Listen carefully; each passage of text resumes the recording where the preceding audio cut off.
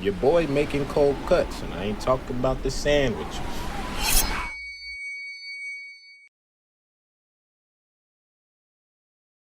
Could my career give me joy? Is that okay?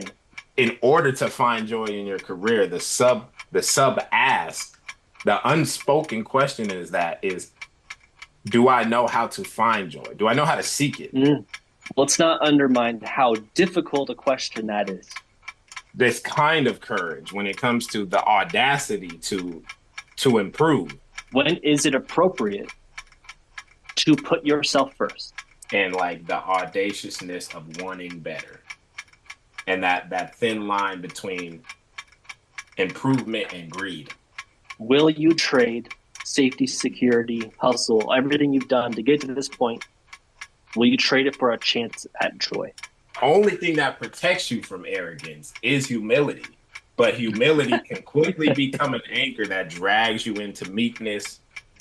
I'm always willing to take the risk, but that comes with a lot of weight. And it's bit me in the ass a few times, And the real right? conversation we're having is what allows you to keep being you. Because when you Mm. stop being you, that's when the problems really start arising. And that's where we really start getting deep in this conversation.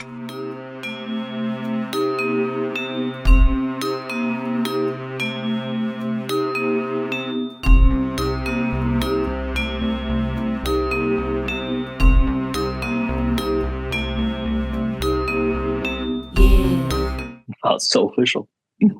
I know it's crazy. But all right. So this is the first. Well, it's not the first episode. This is the third episode, but it's the first actual like I'm recording this for the podcast that is already in motion.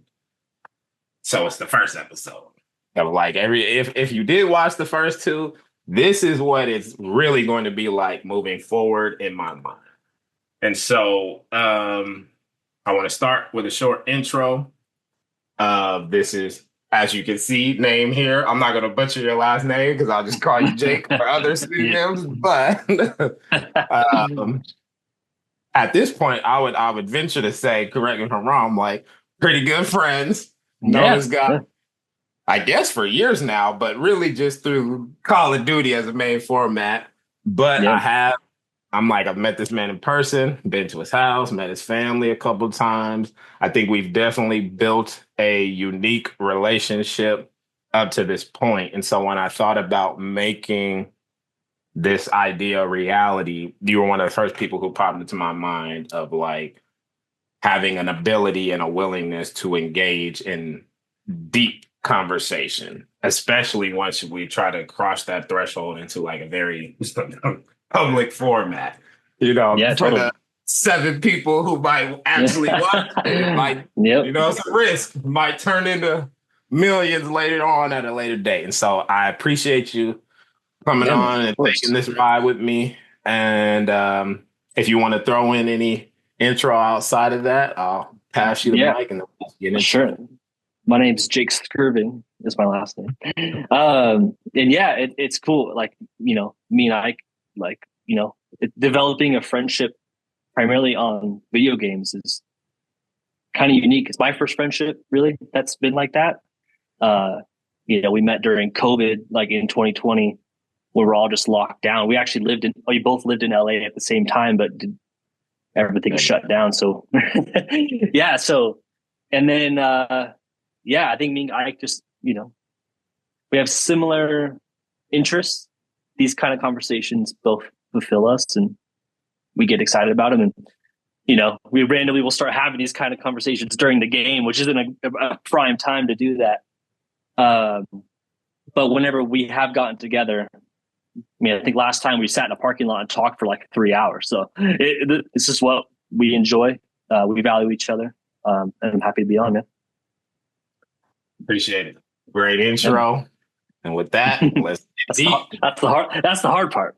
Man, I got into it. Now you just forget all about the cameras and That's right. get right back to what we usually do. So I think a great place to start, in my opinion, is just picking up really from the last conversation we were having. Again, we were trying to have it on Call of Duty, and I don't think that was the place to have it. But you had said something along the, this is before we're getting into all the work stuff, but it was just about kind of the principle that I think really I'm trying to dig out in my own life of like when you talk about things that determine not the trajectory, but the direction of your life in terms of how you make your decisions. I feel like life is really a culmination of difficult decisions. And sometimes the difficulty is not necessarily impact related, but just complexity of like even simple decisions through the idea or principle of compound interest turn into big decisions down the road. And I think that's one of the things I really wanted this podcast to try to highlight of like I spend so much time thinking about life in this way. I think it would be, well, I hope it's helpful to people watching this to take that walk with me through this train of thought. And so you were talking about the concept of when you reach this place in your career where you have to now decide what is driving you.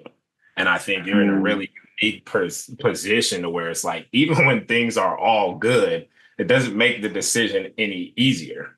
It's like I was in this program growing up called Self-Enhancement Inc. And one of their little mantras was life has options. And I think it's really, you know, that sounds great on paper. And I'm glad it was drilled into me at an early age, but it's something that has really helped me understand the crux of that, of like making decisions is always tough, especially if you're somebody who's a forward thinker and you want to put yourself in a better position. Better is so subjective. It's really hard to define, especially if you're not self-assessing while you're doing it. And so it's that question that I just built 3 levels on. Yeah. It's well, there's a lot just to give, you know, the listener context. I'm a graphic designer by trade.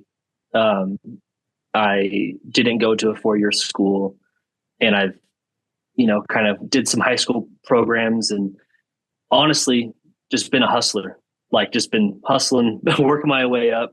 Didn't have money to go to a school, so I've just been grinding. And thankfully, I've been successful. You know, I'm at a high level now. I've been, you know, working at, you know, some top ad agencies. I've worked at top tech companies. And I think the whole time I've just been focused on grinding, you know, just scraping by, like whatever next opportunity presents itself, I'm jumping in, I'm doing it without without the goal in mind, without like, oh, what do I actually want to do? I never really had that mindset. I just had like, hey, opportunity presents itself, take it. So now I'm 13 years in.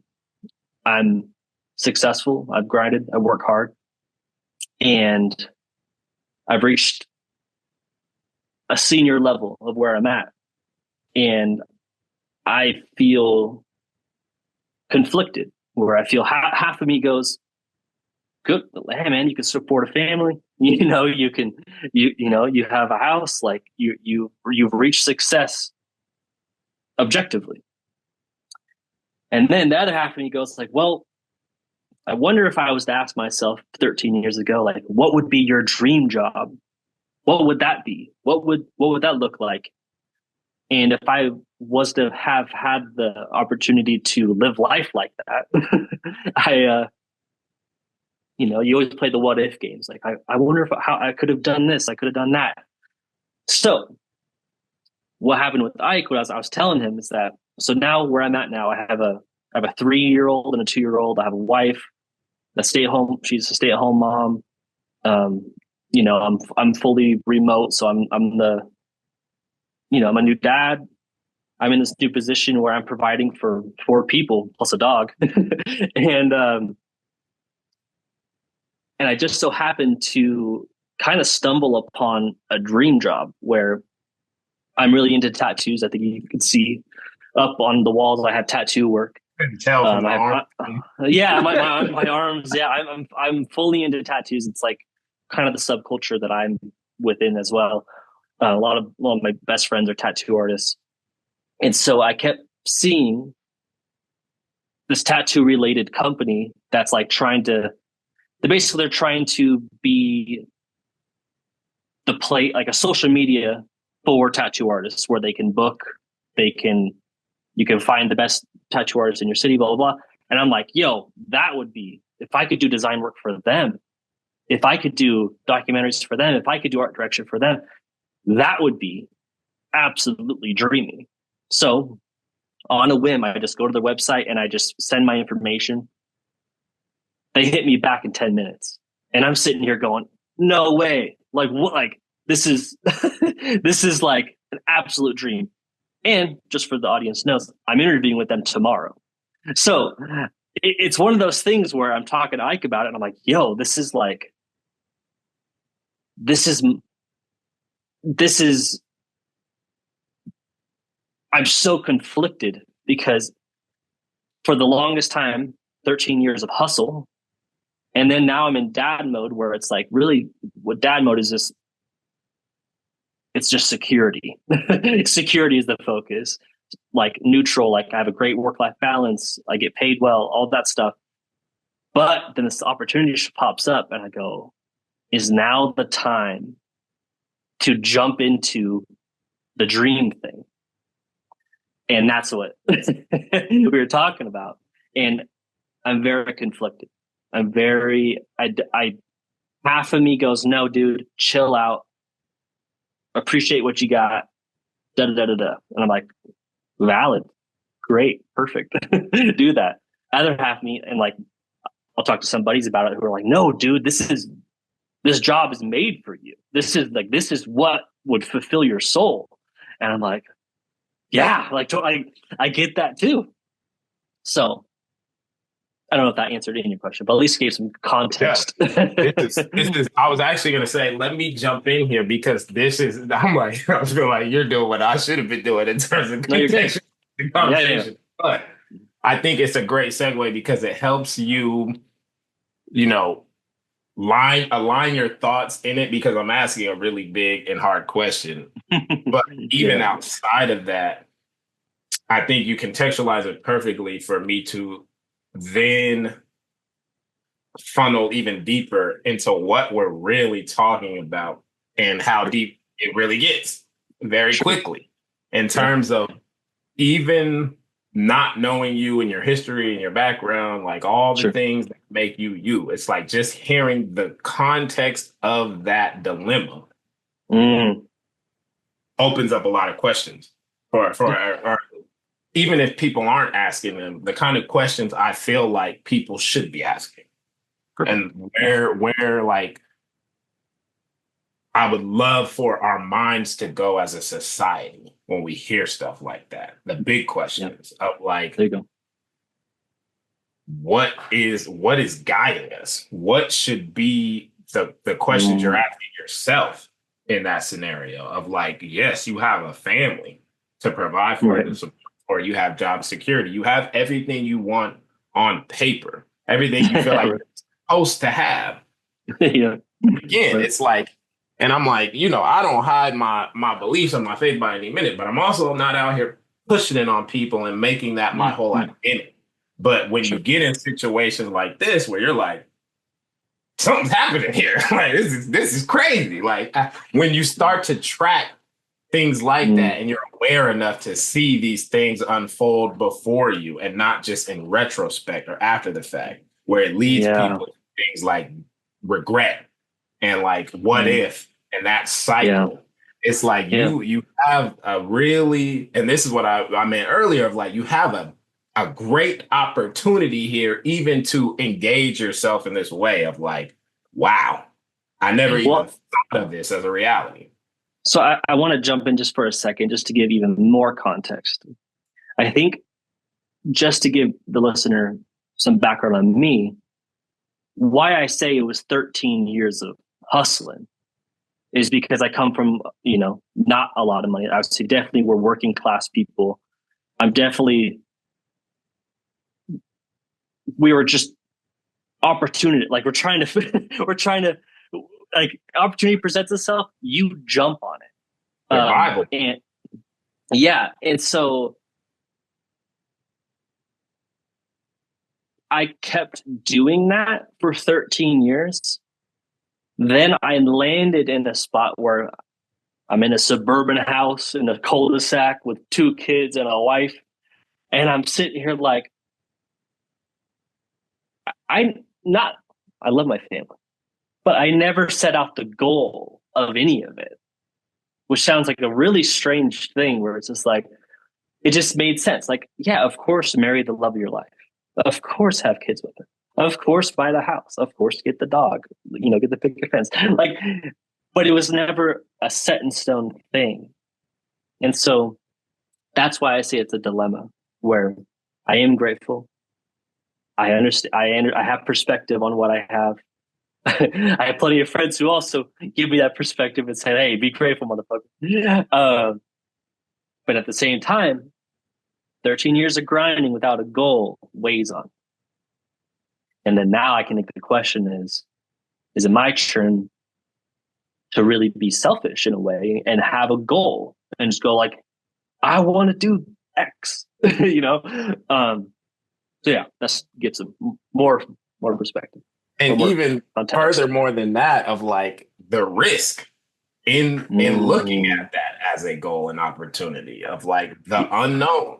And that's where I feel Yes. like a lot of people get trapped in not even considering or engaging. That's where a lot of the fear is activated in terms of like, because again, part of the conversation we had before is like, yes, this looks like the dream, but in the whole point that you're making of like, I never had a goal.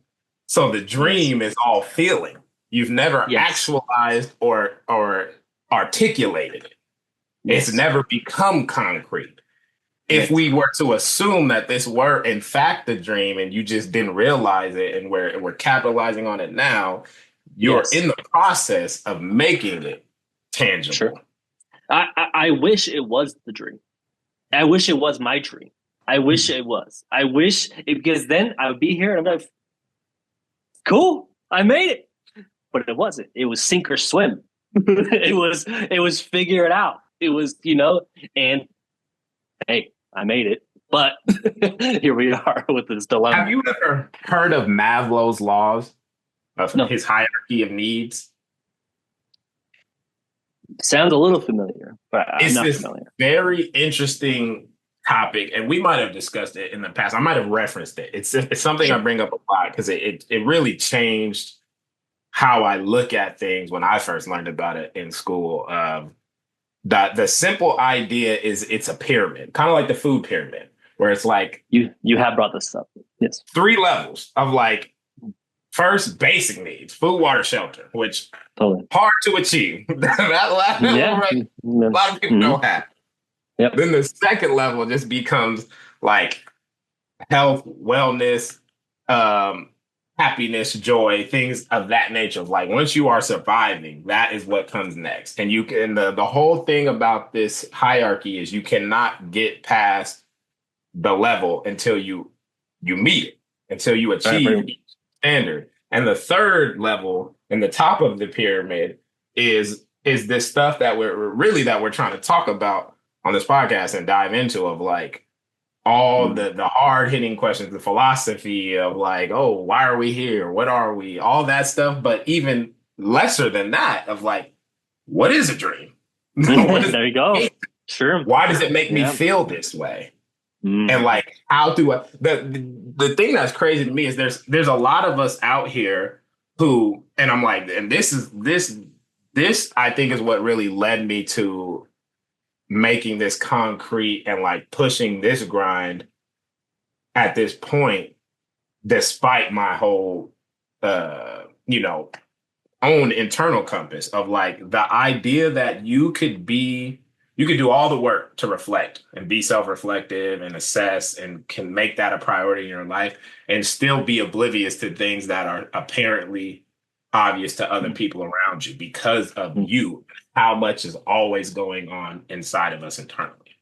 Mm. And that's why I love that hierarchy is because it really very simply illustrates how all of these things are all happening at once every single day at every single moment of your life of like if you're not looking at it in that way, how are you organizing these things? Like every day you are into even though you have a house, even though you have a family, you're not worried about what you're going to eat. You know you got food at home, and if you Yeah, didn't have right. food, you know you got money to go to the store, and yet every Yeah, right. day you got to figure that shit out. It's like what are you going to eat?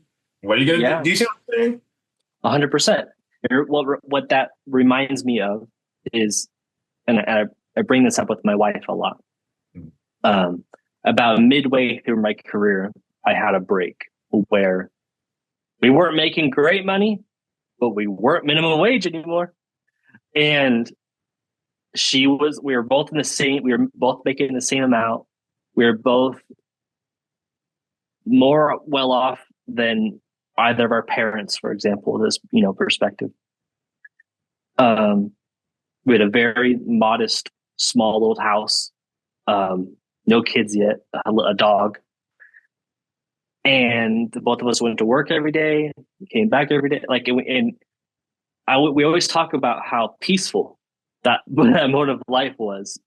And I think when you were talking about the pyramid, it was that sweet spot where we knew that our needs were being met, but we definitely were on a budget, and we definitely didn't have the luxury of having like, oh yeah, just swipe the credit card, just whatever, just like we could buy whatever. No, no, no, no, no.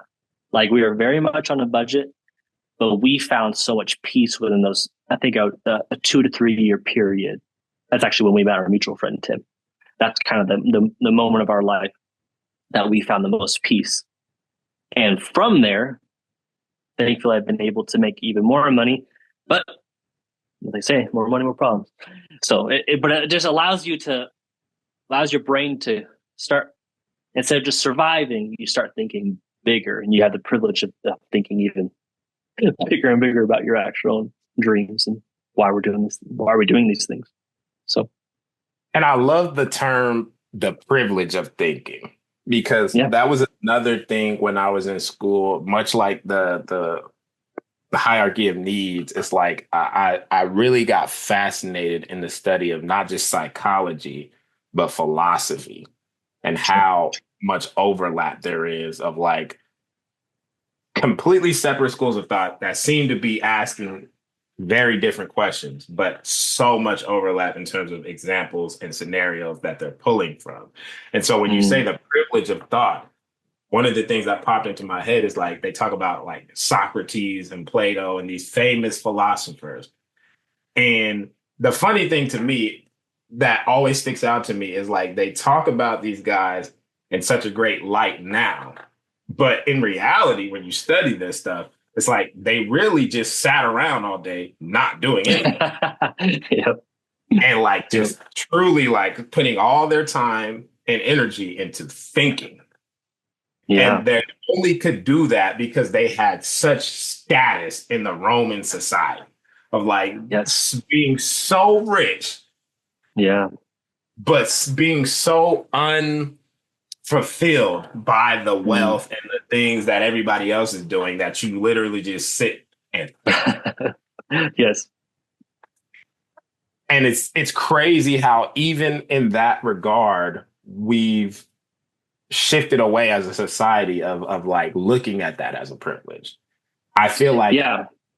it's hard to even articulate what a struggle it is for everybody. Even I'm like, as I sit here and be like, oh, let's get deep and do this podcast for no money and no, I'm like, I told somebody earlier today how disappointing it is to me when I see in myself what a struggle it is for me to just not do things when I feel like it's to do. And it worries me. in a very deep way, but I'm like, I'm still fighting this battle. Mm. And it's still like knowing that that's a privilege to sit and think and prioritize. I've made a history of prioritizing that, and still, 30 years in, I'm struggling, Mm. which I'm saying that like there's gonna be a bunch of people people watching this who's older will be like 30 years, and you said 13. It's like that sounds like for somebody who's lived a lot of life, we Of course. know how minuscule it is, but at the same Sure. time, It's it still feels real. like a lot. It feels like more than it is. Yeah. It's more substantial. Yeah. Well, what that reminds me of is, and it's kind of what I was talking to you about on the phone that day regarding the situation. The debate I have going on in my head is my current job. I get off on time. I make good money. It's very calm, but I was telling you, I kind of measure my worth now as a new dad is how as I show up for my kids in the 2.5 hours that I have to hang out with them before they need to go to sleep. What kind of dad am I showing up as? And that's how I kind of measure my worth, which isn't fair, but that's a whole different topic.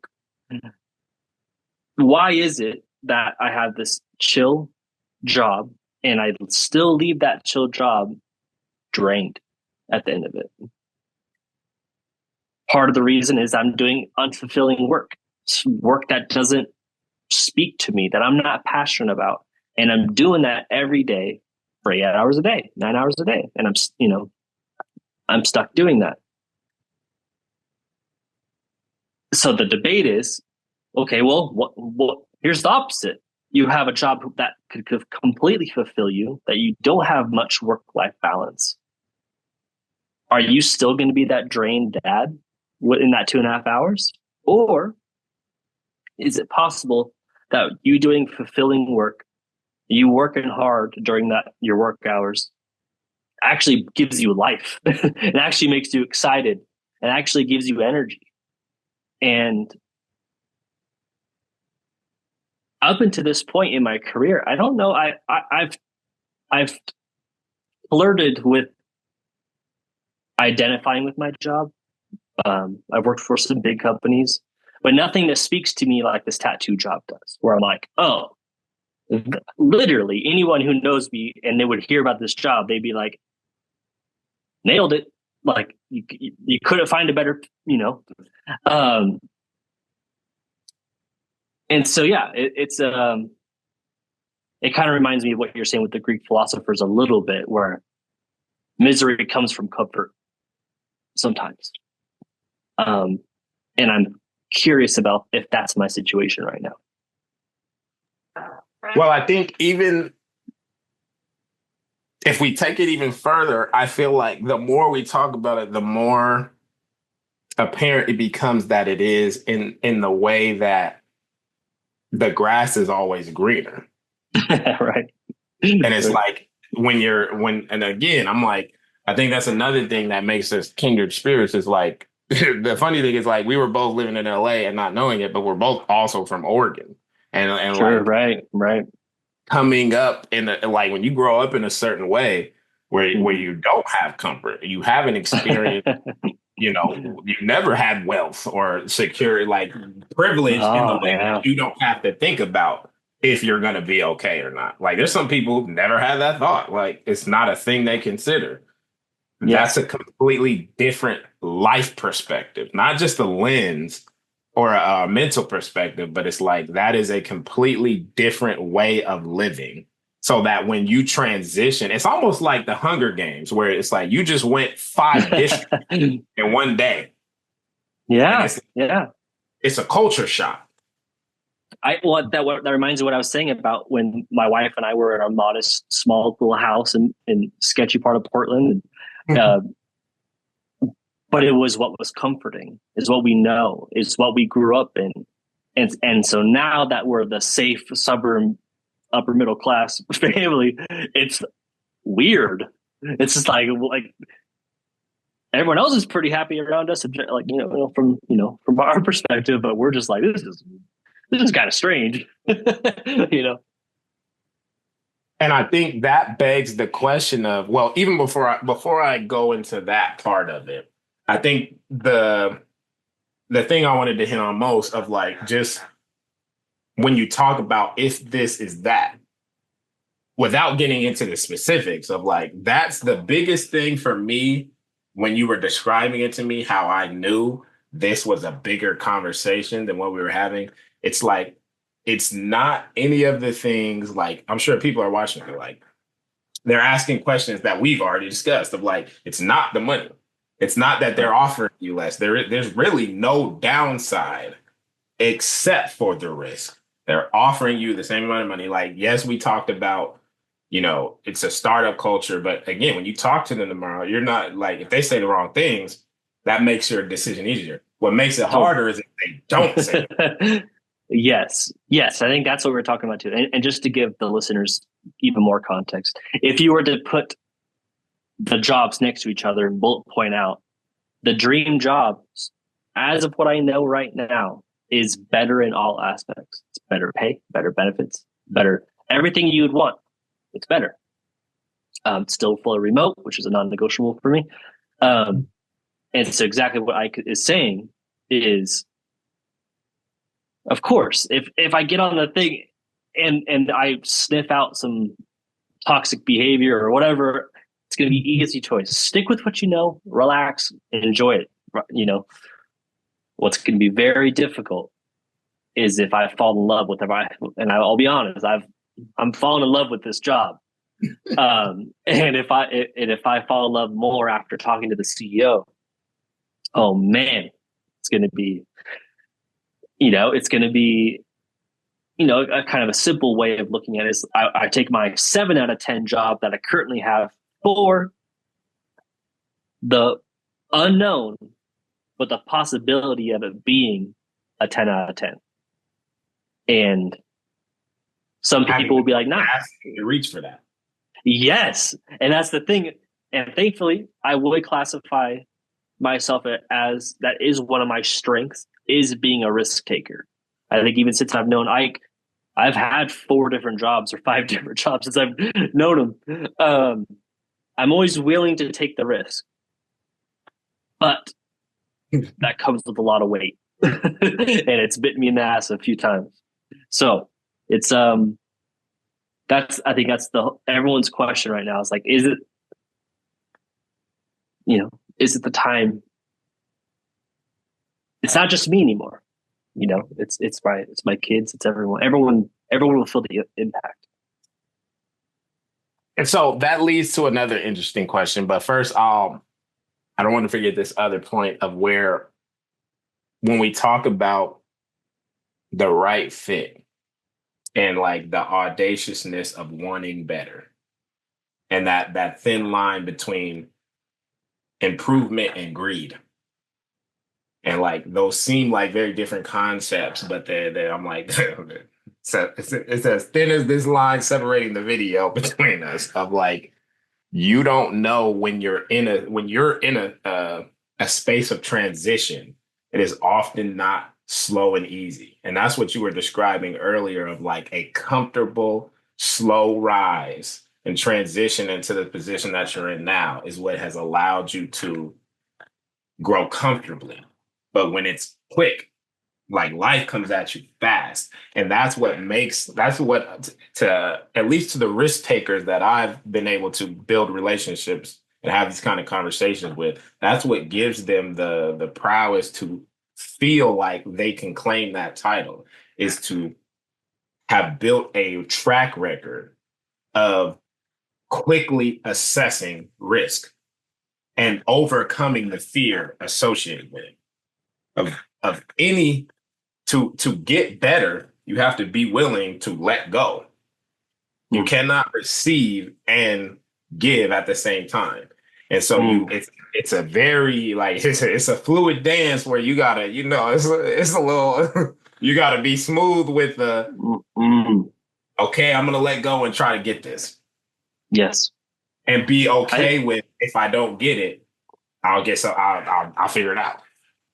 Yeah, well, I think you bring up a really interesting point, and something that I've thought quite a bit about that I don't think is talked about enough. Um, I think what's pushed to us, especially on social media, especially part of this like hustle culture, get yours, all this stuff, is this fake it till you make it situation. And there is value in that.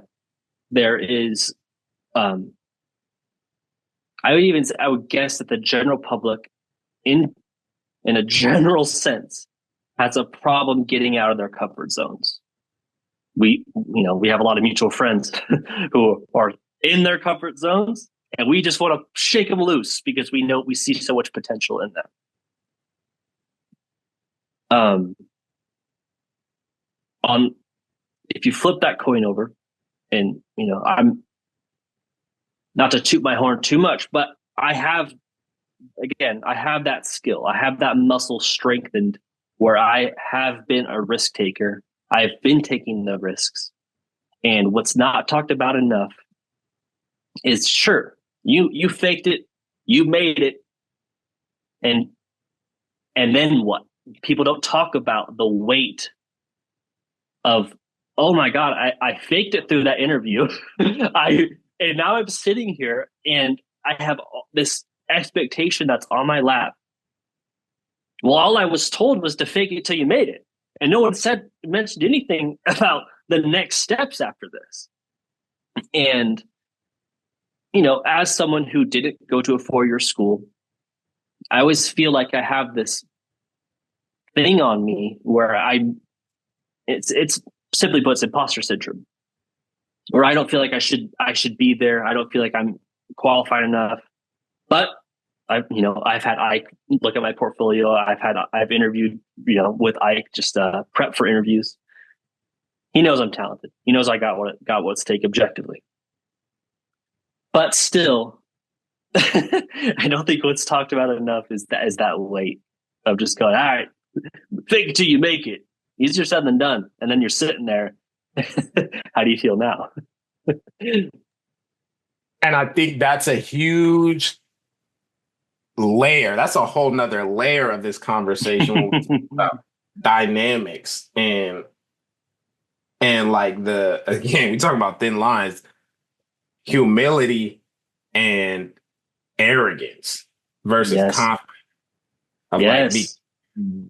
You the only thing that protects you from arrogance is humility, but humility can quickly become an anchor that drags you into meekness and into that fear and a lack of confidence. It is a very hard window to hit.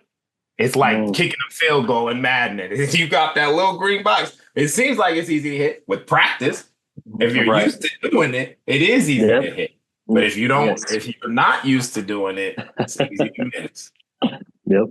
It's an easy window to miss. But I want to go back to, there was a question wrote down, because I think that's another huge thing that we don't talk about either. And I think you have a very unique perspective in the sense of, just for context of viewers, like I've often complimented and asked you about, how you get the kind of family dynamic I feel like you've established, of like, obviously lots of hard work, many years. Like, you met your wife very early, known her longer than you have.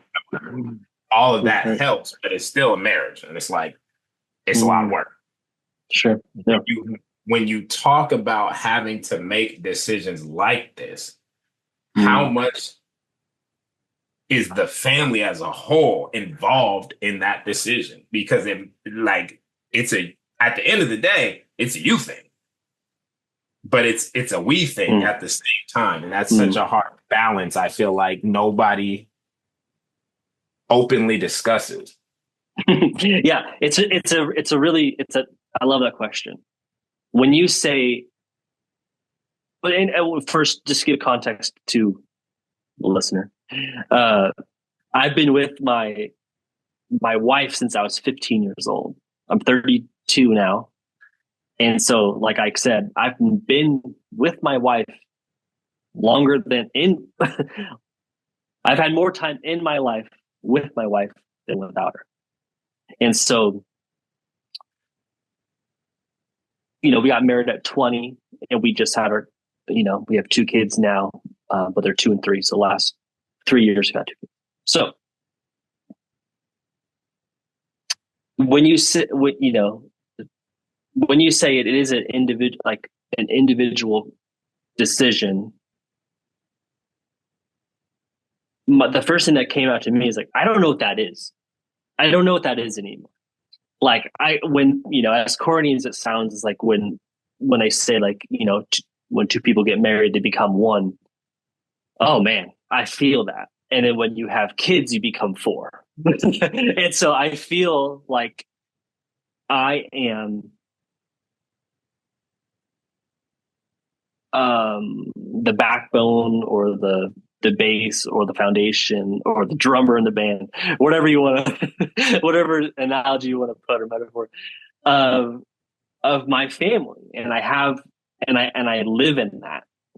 The only time I really don't live in that is through Call of Duty, where I just play this alter ego. But I think that's kind of what we're talking about is if, let's just imagine if I didn't have a family, I would take that tattoo job in half a second. It wouldn't even be a consideration. I can handle the turmoil. I can handle the stress. I can do all of that. What's not fair is burdening first my wife with that.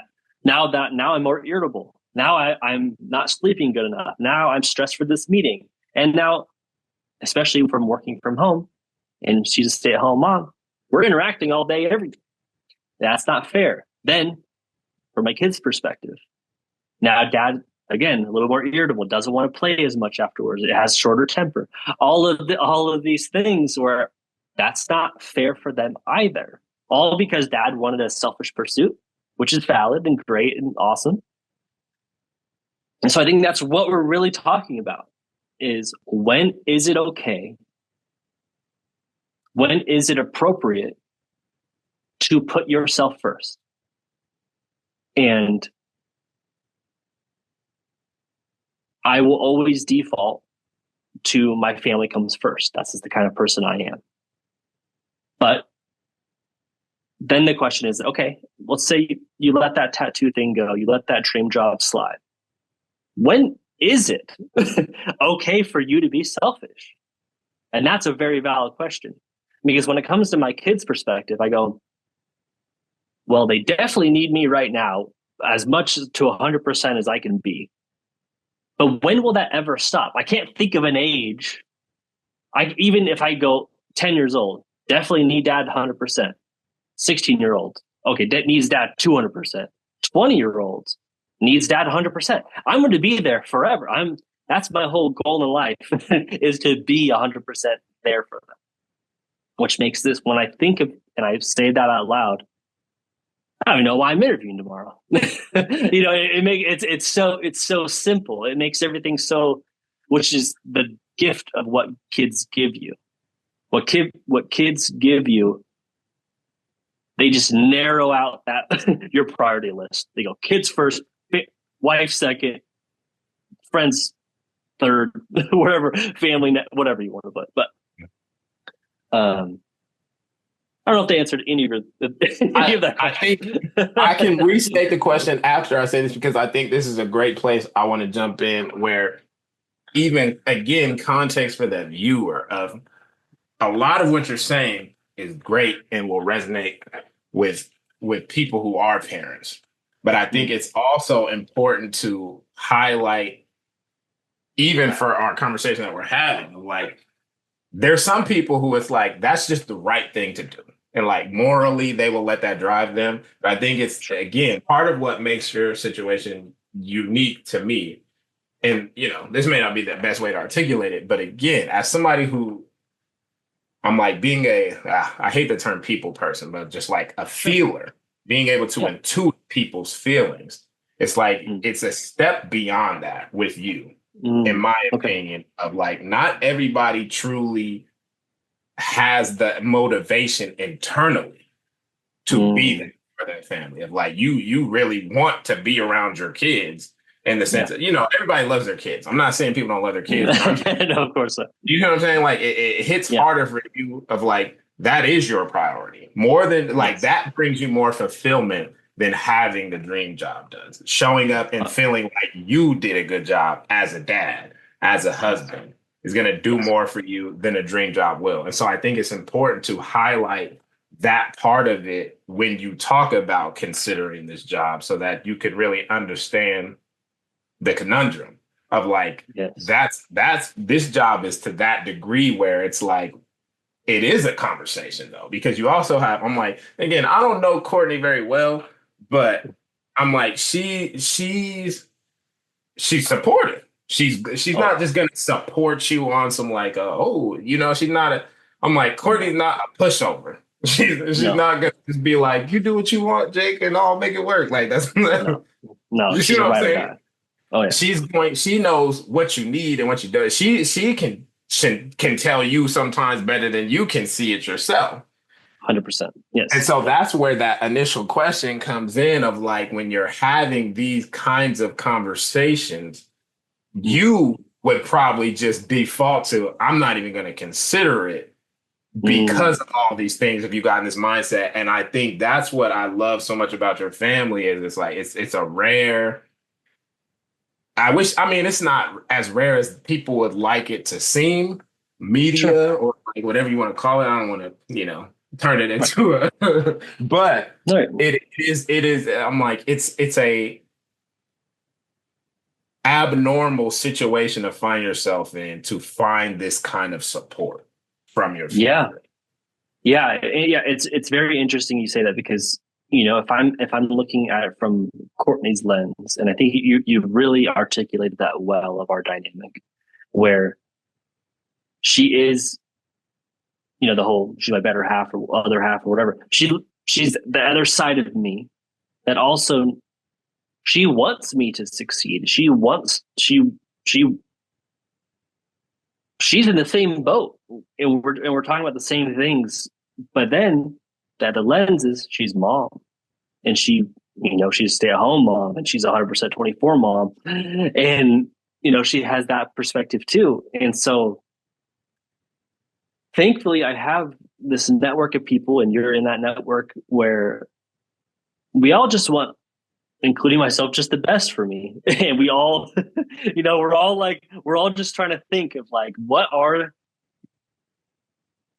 let's look at this, man. Like these are very important, tough, meaningful decisions that you keep putting yourself in, which is exhausting if you're married to me, because every 2.5 years I'm switching it up, doing something else. Um, yeah, it's, I feel when you say it like that, I feel very grateful for my network. you know, And yeah, that's why I think we have to emphasize that before we can move into the next stage of this same question of like when you try to if we were going to dig a little deeper of like that's why it's a conversation because again it's like these people who know you it's not a like oh it's not selfishness it's a mm-mm, you understanding to be the best version of yourself, this is what it requires. And that's a long list mm, of things that we've boiled down to have this conversation of like, again, I'm like, it doesn't even help to give the audience the context. They kind of just have to trust of what we're talking about. Like, they don't know me, but it's like, you know me. And I'm like, I'm never going to sugarcoat it. I'm like, I'm going to call you out. I'm like, and I'm going to 100%. do it without judgment of like, if you kind of being a Yeah, dickhead or yeah, you're being yeah, of selfish, like, course. that's what Right. it is. And sometimes there's Yeah. nothing wrong with that. But Mm, this is what I think, at least from outside of, building a relationship and a friendship, it's like just as an individual who has found aspects of another person that I respect. I'm like, yeah. one of the things that I respect about you is the way your internal thought process approaches things in terms of like not just it's not as simple as morality. It's like you're considerate by definition. It's like you are considering a lot of others before yourself. And we can unpack why all that is, but at the end of the day, that's what it is. And I've met there's a lot of ways to be considerate, and there's a lot of reasons for doing so. Sure. It's not always internally motivated from a place of morality. It's not always a priority for people. Do you see what I'm saying? It's like, even if people weren't considering you are still you can't change. There's certain things about our nature that we can't change. We can only run from or ignore or suppress. And that's what I mean in terms of like the thing that I always have a deep respect for people who care about other people, whether they feel good about it or not. Well, I think that just a second, like, thank you. Appreciate you. Love you. I think what we're really talking about is what happens when the selfless person, when the person who that puts other people before themselves constantly and consistently forever. Yeah, it's respectable. It's commendable. It's like, damn, that he's doing it. That's awesome. What we're not talking about is the weight of what that feels like as the person who's being selfless. And I think that's what I'm struggling with. To put it in a completely different context, I'm not this Gandhi type. I do have selfish things that I do. And one of the selfish things that I do is I ride a Harley. It's, to hear that a dad is even on a motorcycle is insane. I get it. But it's something for me. It's something that I'm doing. Similar to tattoos. It's only for me. I'm not doing it for anyone. I'm already married. I'm washed up. But when I do get to ride my bike and when I do get to have a tattoo, the amount of joy it brings, because it's such a small portion of my life that is just fully selfish, only for my self-interest, only for my joy. It strikes me of how infrequent that is. And I say that, but I'm covered with tattoos. But you get my point. Majority of my life is not lived like that. And so I'm wondering, could my career give me joy? Is that okay? Like, could that happen? I understand, like, again, all the context. I get that it's a privilege to even be able to be in a position where it could give you joy. But will you trade safety, security, hustle, everything you've done to get to this point? Will you trade it for a chance at joy? And that's a good question. That's a bar. That's a bar. If I wasn't recording this, I would write that shit down and put it in a book. It's a good question. I'm like, bro, that's not even a question. It's a question, but it's posed to society.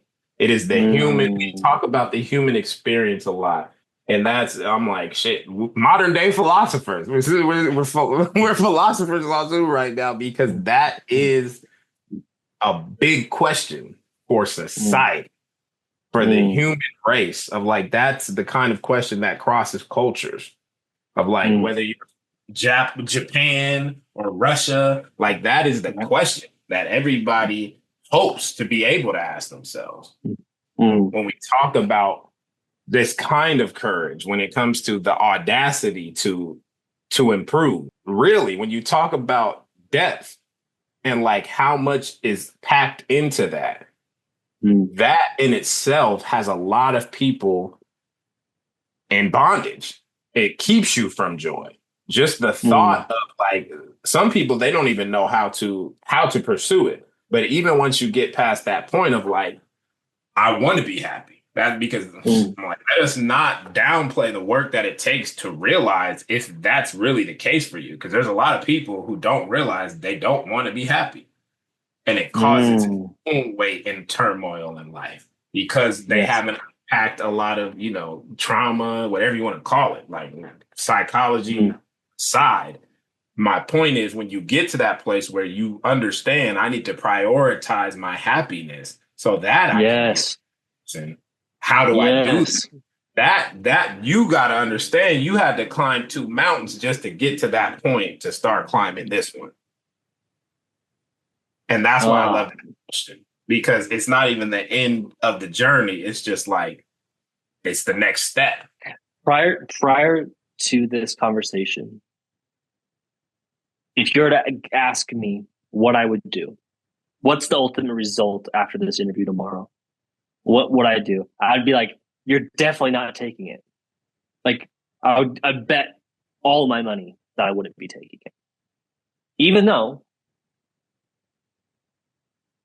I'm still, I'm so sure about that because I just know who I am. I know my, I know my default. Then where we're at now with this conversation, not so sure because what I kind of realized when you were talking is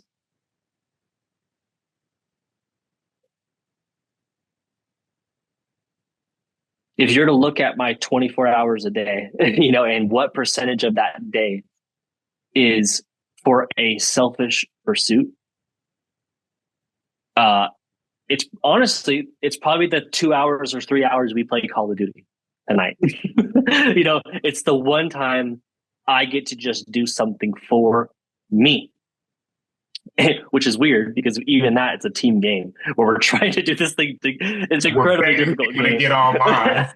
Yeah, yeah. Which is still like we're still playing a role within that and serving everyone in that. So I think that's kind of the weight I've finally kind of realized is that it's to not even to be said.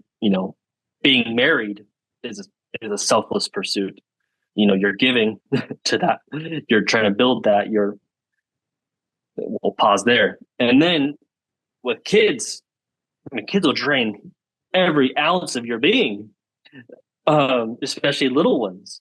And then on top of that, I spent 8 hours serving this job that I'm not passionate about.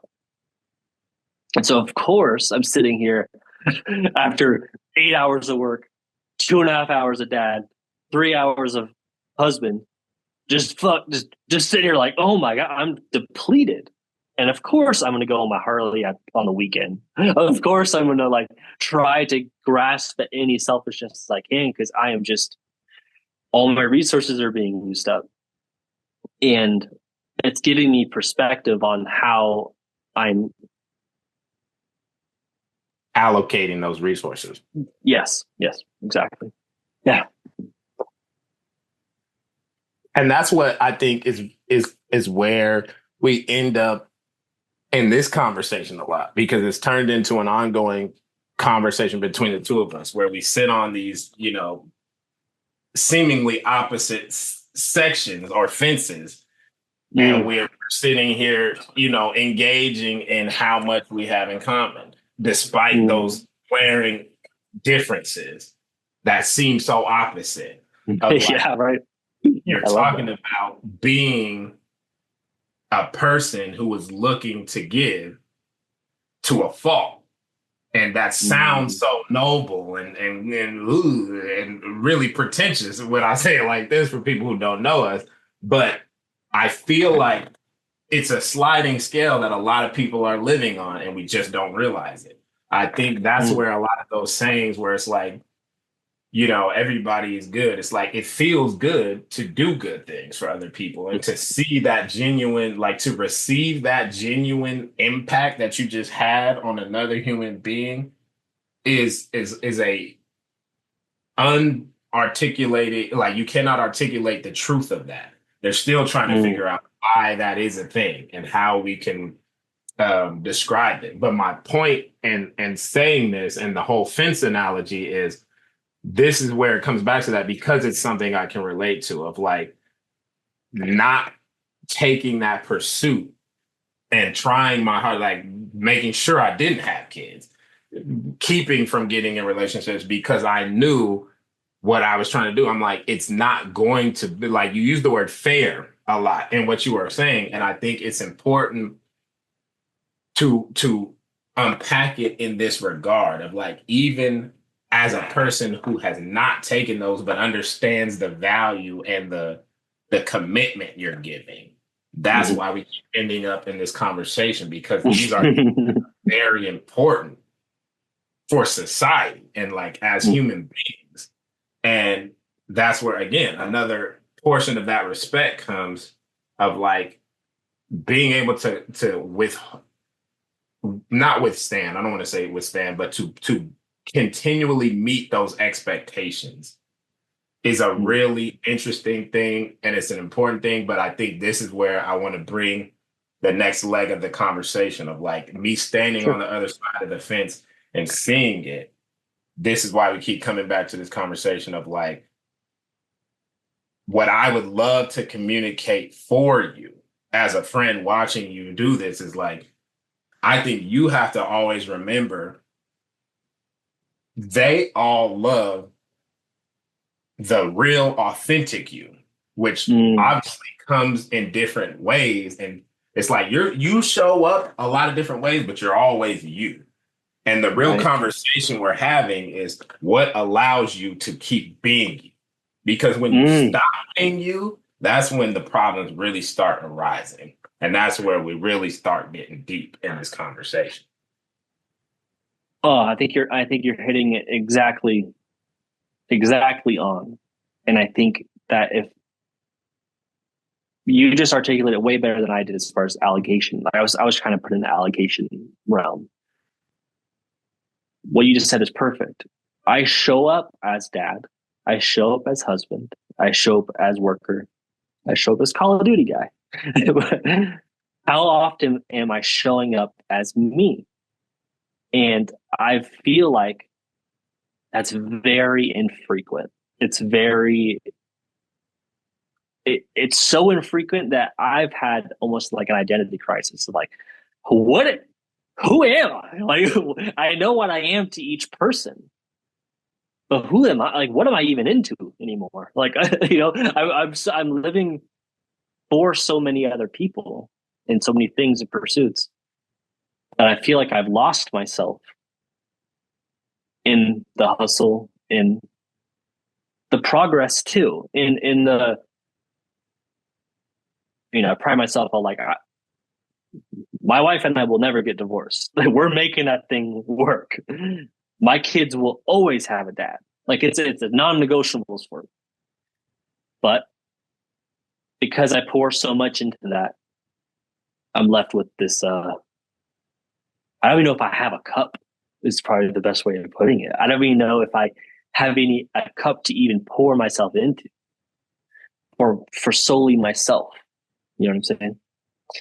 And that's what I But think is where it gets when we talk about this. You and I are always talking about this weight in different contexts, but it's the yes. same weight of Yes. like when you talk about how to pour into yourself. And I think it stems from the commonality between us being like, and this is where I think a lot of people are not in the boat with us of like, there was a time where we both feel confidently, we could say, I know who I am.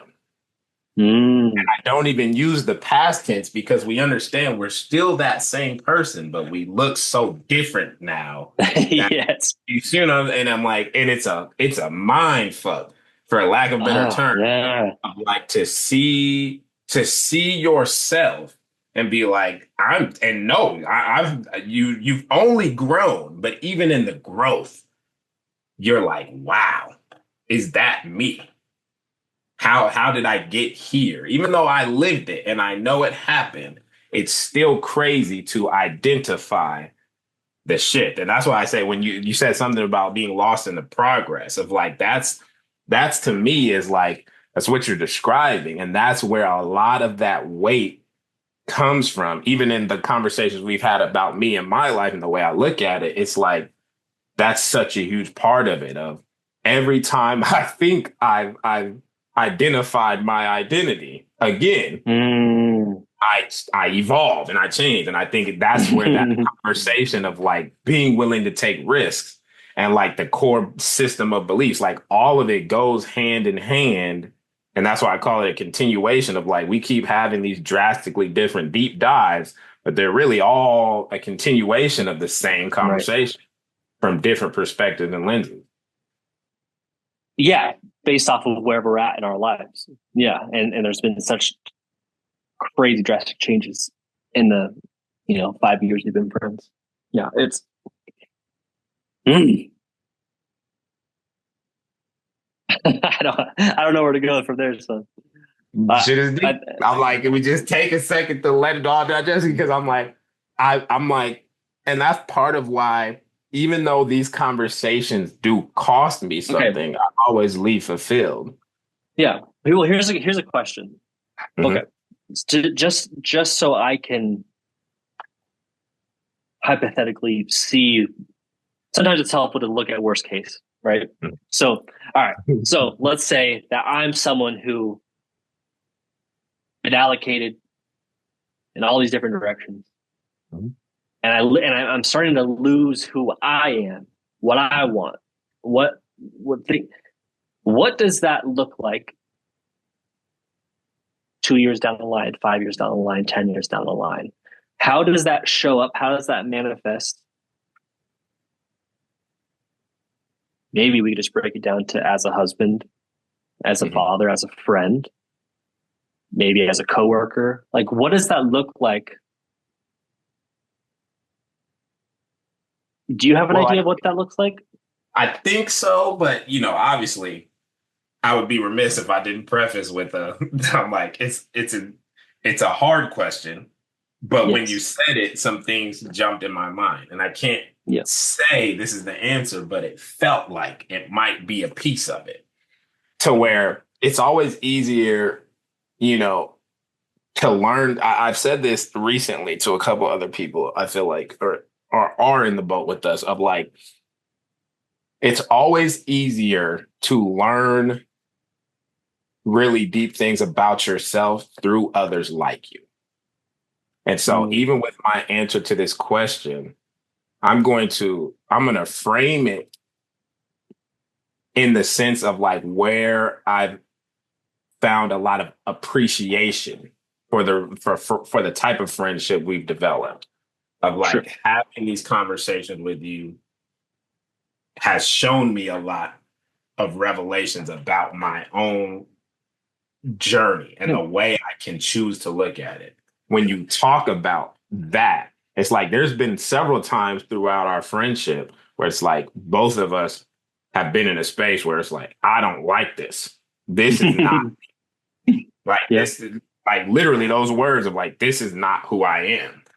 Right. And it's only in I think this is something too. This would be a great takeaway for the audience of like it is in those moments where you have the greatest opportunity to do a lot of growth quickly if you have the discipline and pre-built um, character to Yeah. challenge yourself in those moments of like to overcome pride, overcome emotional Hmm. stirrings and like being willing to let somebody challenge you and critique you and to sit and think about whether or not what they're saying has any validity. I think when Sure. Right. Right. Right. we get tickled and we start rejecting stuff that people are saying.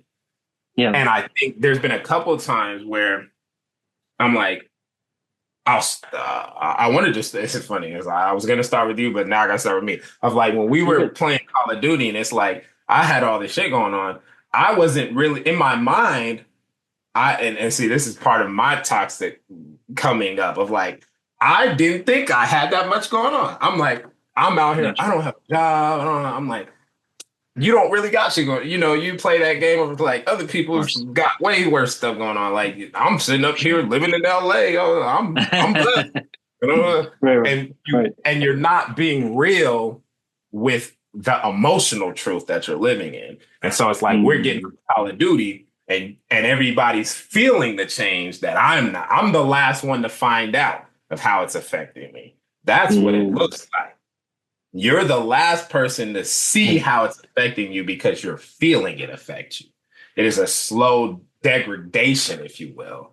It's like you mm, start crumbling and you know the skin is peeling off of you. You still have full functionality, but you don't look good. You don't mm, energy starts to change. The way you speak starts to change.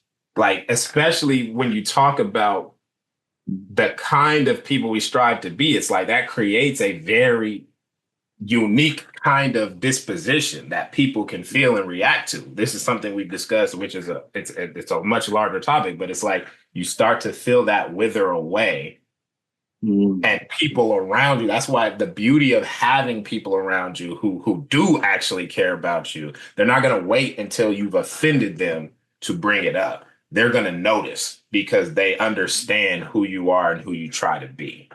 And Yes. so when we have scenarios like that where it's like people are like, "Oh, you know, what's going on?" They're checking in with you, and it's like, unfortunately for me, like I don't usually catch it in that. It's not No, until I get into a that I'm no, like, yeah, yeah.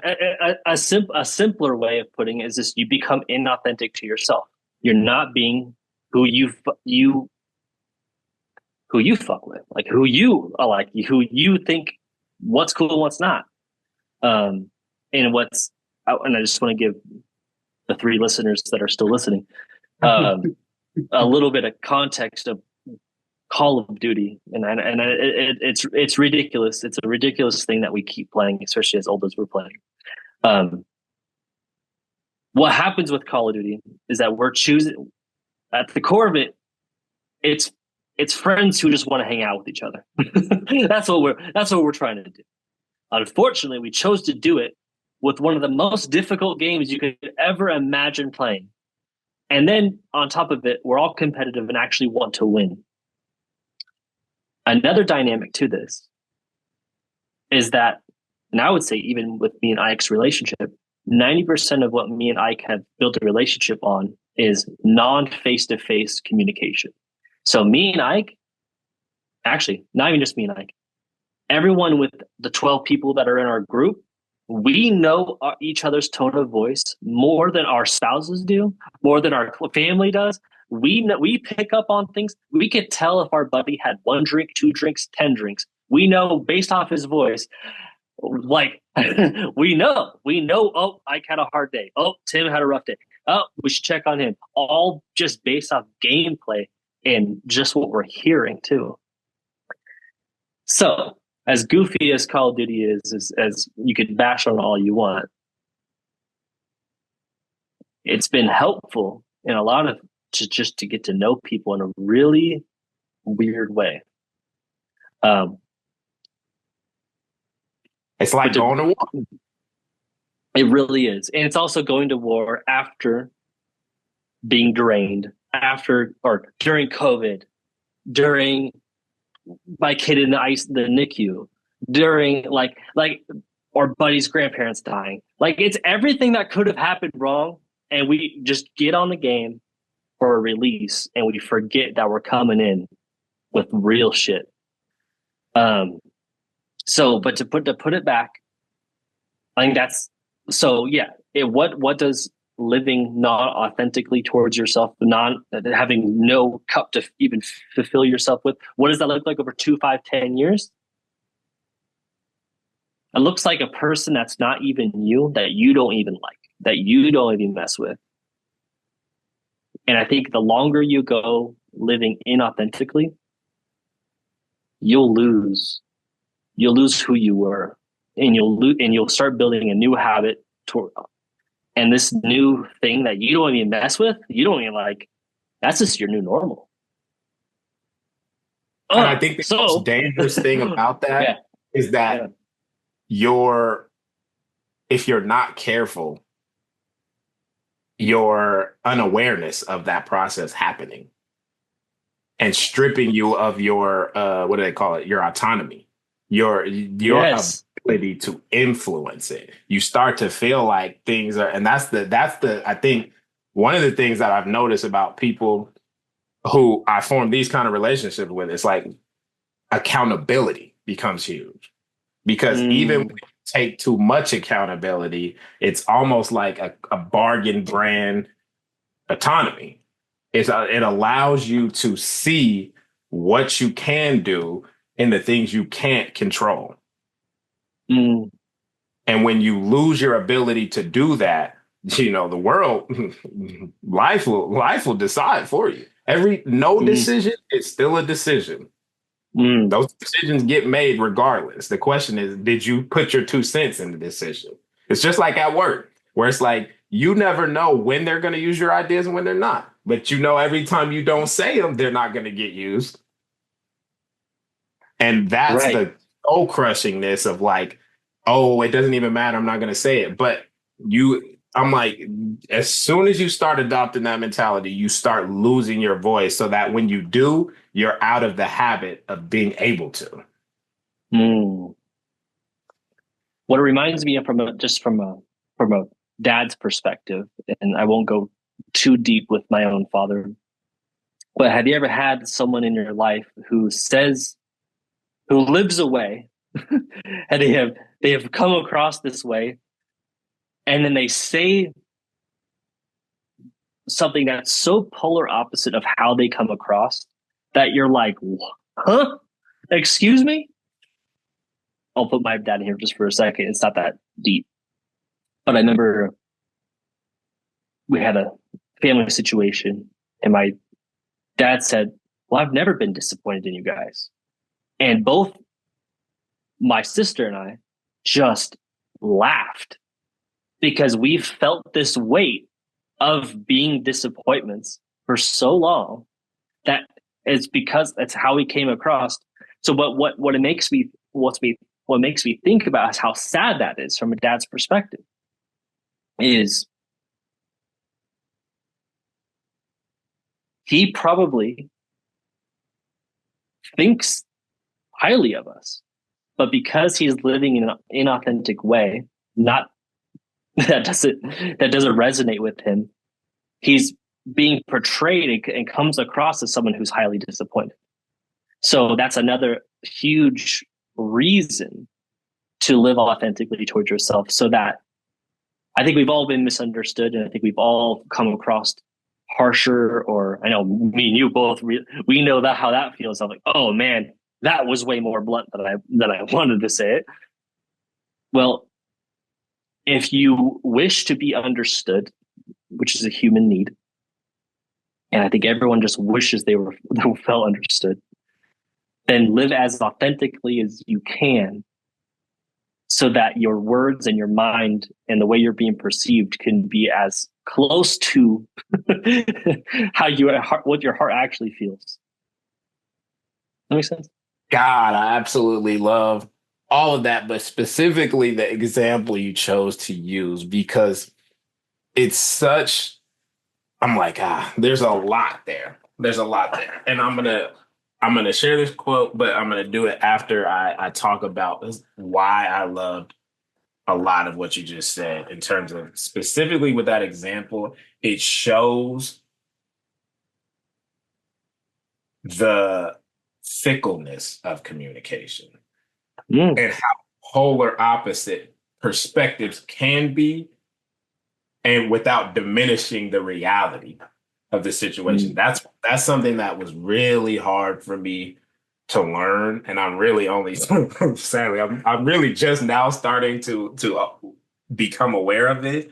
Of like, you hear me talk about lenses and perspectives all the time, but there's the truth is such a bigger concept than we really are taught in the sense that reality is a culmination of many perspectives. And that's where a lot of these principles of like manifestation and creating your reality, like that's really what they're talking about. Of like, and that's really what mm, I was talking about earlier of like exercising your autonomy. It's like mm. if a man thinketh, therefore he is. I'm like, that means I am projecting and creating. I am doing my piece to create this reality. It's just like a project that you work on in a team. We have to understand everybody is in this team. And so my piece is a small piece, but it's an important piece. If I don't add my piece, there's a piece missing. And I say all of that to say of like when you talk about even that conversation you guys are having with your dad, it's like one, I know exactly what you mean, which we talked about. And I'll circle back to that, but just like I'm sure, even though you probably couldn't receive it in that moment, the fact that you can call back to it now as a father and as a parent, it's like you can take that sentiment that he shared with you in a completely different context and have it still do work inside of you at this point in time because a conversation was had. And that's the big thing I want to really nail down for the viewers is like so much is lost in things left unsaid. So that's a huge part of being yourself is being willing and courageous enough to be honest. Even if you are in that space where you're a version of yourself you don't like, the only way to get back to the version that you do like is to be honest with where you're at and why you don't like what you do like, and to like communication saves a nation. So that everything and that what you said was huge. And then it's like just for me personally of like all right, I'll read this quote before I get into it because this is really what would kind of not created this quote, but this is something I came up with based on a lot of my own experience growing up and trying to figure out my own life.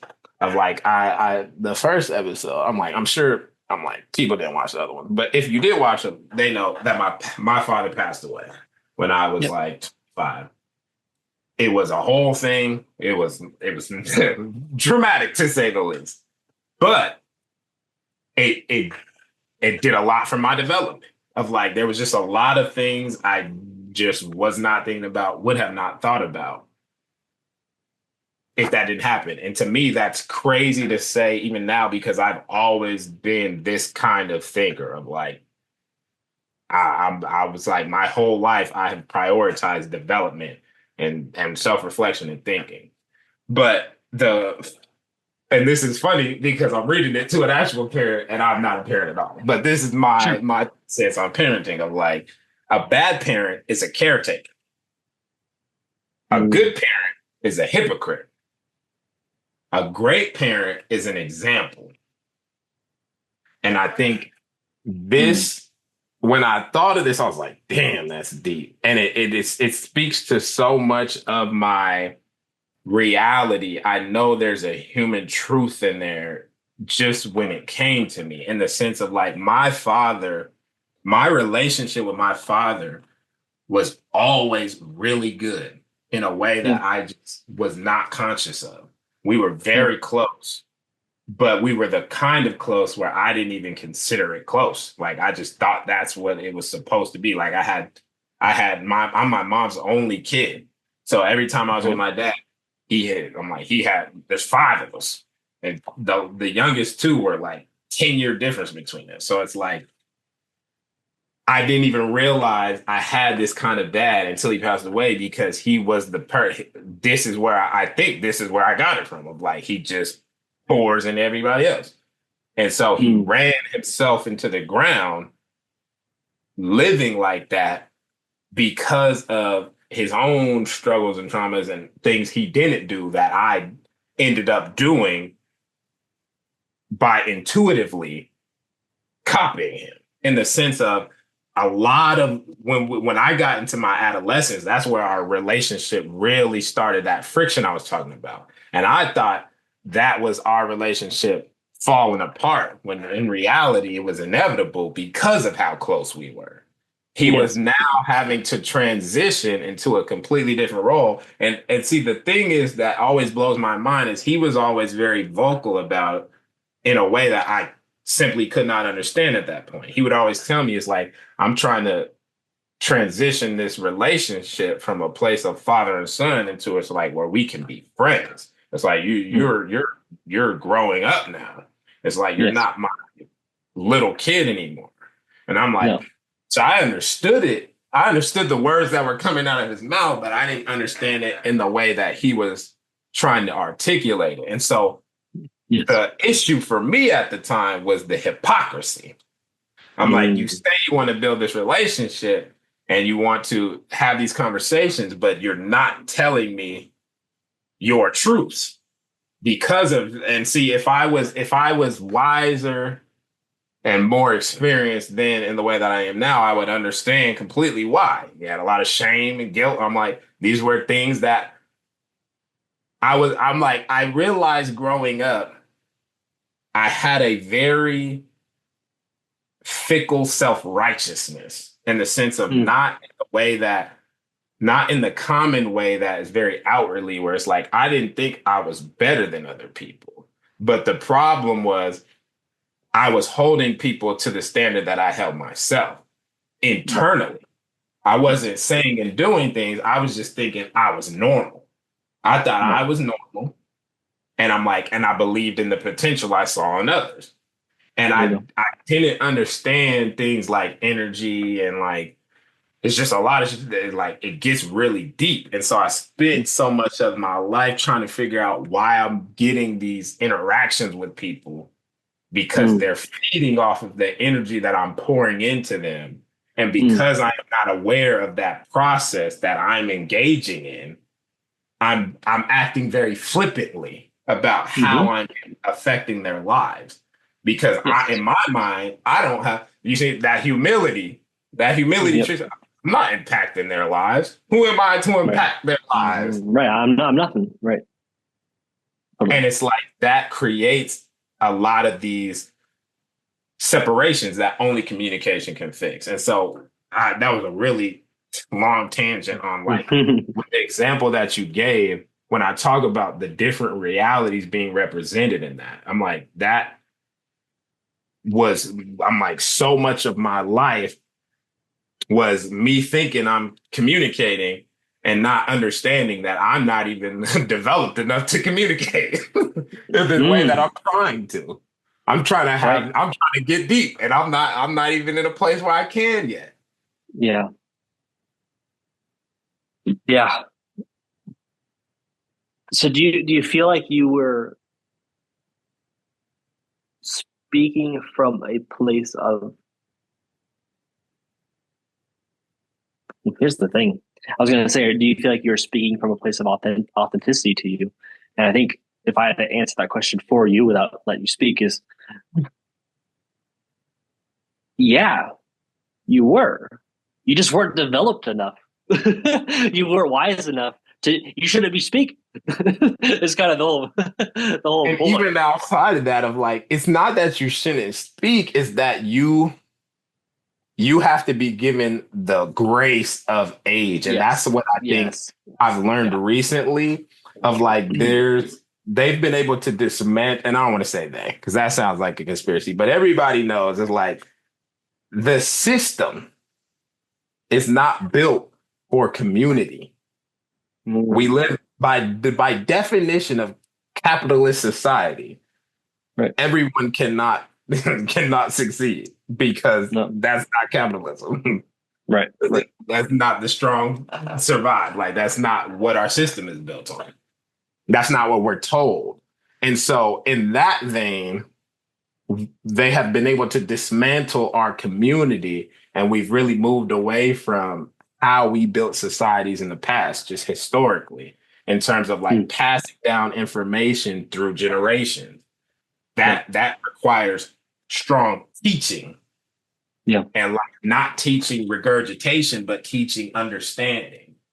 And Yeah. so when I say that, I think I didn't, it's not that anybody did anything wrong. Part of why I love using that example on the back of the example that you use is to the untrained ear, it sounds like I'm highlighting issues. When in reality, I think we're both saying in a really weird way, how we were lucky. We're really, that's the positive spin on our experience of, because of that experience, we were able to start asking questions at an age that others, our peers, have not. We started this journey sooner than we would have otherwise because of our environments. And like, do you see what I'm saying? Does that make sense? What I'm saying, in the sense of, I'm almost there. when we Almost got you. talk about getting to this place where we can have this conversation, because we understand this is not a conversation other people would even want to have, let alone would be able to have. It stems from a lot of the commonalities we shared in early development and having these kind of relationships with people who are really close to you.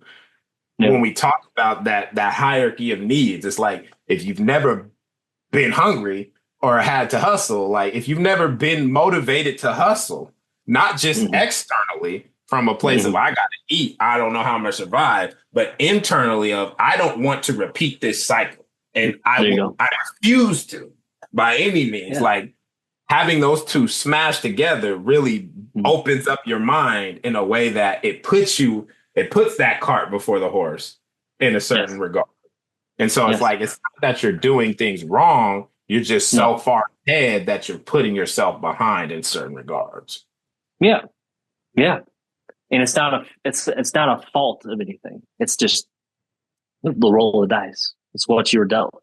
And now we're here just dealing with the struggle. So yeah, I feel like we have some gold here. What I'm curious is how, and I think this has gone long. What I'm curious is, how could we wrap this with some kind of takeaway, some kind of nugget that would be helpful. Because I felt like we had some aha moments that I felt like were actually helpful. I think we can return it to the original point. Not to control your thing. No, I'm like, I'll keep glancing up at the clock myself too, because I'm like, damn, it's already been, we're going on 2 hours now. We started, if you were coming off the end of that, it sounds like we went somewhere way different than where we started. But in reality, I think that's the best way for me, is always closing with a clear line drawn to how we got here. And the real conversation we're having of, when we talk about, you said something earlier, I'm like, that's the title of, like, can I find joy in my career is the question. But in order to find joy in your career, the sub ask, the unspoken question is, do I know how to find joy? Do I know how to seek it? Do I even know how to pursue it? Right. And I think, if I was to be honest with myself, not to take it back, but like, if I was asked myself, can I find joy within work? You'd first have to identify what is joy and how does joy manifest itself within your work. And if I'm being honest with myself, I don't feel like I've done that work. I don't think I've identified what joy looks like within my career. And because I have been maybe too caught up in surviving, or too caught up in my kids, or too caught up in just getting to the next thing, or just not having my eye focused on that simple question. Not a simple question, but you get my point. Maybe what I've done poorly this time is I've labeled this, and I've said it 1,000 times on this episode. I've labeled it as my dream job, which is already setting myself up for failure. I really need to be honest with myself and ask myself, what would bring you joy, dude? Like, what would you love? What would you be excited to do? And again, when you just weren't brought up in an environment where that question isn't, no one's asking themselves, get to work, shut up. Yeah. Does that make sense? I'm like, that's the perfect close. Yeah. Perfect. So I guess maybe that's one. So, and then the other thing I was going to say is, so the question is, can I find joy? Okay, the answer to that is, well, define joy. Okay. Then the question is, and this is more related to fathers out there and people with spouses and whatever commitments. When, when now that you've dived, when can you find joy? When is it appropriate? When is it okay? And that's a harder question. And that's going to be for each individual person to, to really figure out when it's okay. Probably doesn't make sense to do that when you have newborns that aren't sleeping through the night. There's some obvious answers to this question. It makes a little bit more sense when your kids are in high school, but I feel like that's when you really need to be there. But at least they're sleeping. So it's, but I think what I love about the way you're laying it out is that the big takeaway is that it has to be in that order. I think right now people are doing it in the reverse order. They're like, when do I do things for me? Instead of asking, what do I do for myself? What does joy look like for me? Because that, you see, I'm like, if we struck gold here, I think it's that revelation of like changing the order of those asks allows you to be more efficient and move it outside of your career. I think because a person's career takes so much of that allocation is such a big percentage of his career because it's solving so many other issues. To fix the issues there. But when you ask yourself, what brings me joy? It clears up a lot of things outside of the career that then help guide you to that larger. And if I could offer any advice to anyone listening, let's not undermine how difficult a question that is. Well, just to answer that question, what brings me joy within my career, within my job, or how can joy manifest itself? And it's very difficult. It's not easy. And a place to start for people that struggle with that question is try to identify your values. And if you can first start with what you value, and this has helped with, I've learned this through career coaching and therapy and all this crap I've been through. Save you some money. Save you some money. This little tip is just to go just start writing down values. And I remember when my therapist asked me, "What do you value?" I was like, "I don't even know what a value is. I don't even know what you're talking about. I don't even know what. I'm just trying to pay the bills. Like, what are you talking about?" So, just a tip for people: if you're trying to find joy, start with what you value. Try to figure out what things make you tick. If it's work-life balance, if it's a non-toxic environment, if it's having your stuff on billboards, whatever you define as, whatever ticks your boat or ticks your clock or floats your boat, or eats your chip or whatever, floats your boat. So just a little helpful tip. Well, I feel like that's the perfect place to stop. I feel like we definitely got deep. And thanks for having me, dude. Appreciate you. Thanks for coming along. Hopefully the viewers feel as good as we do after the end of that.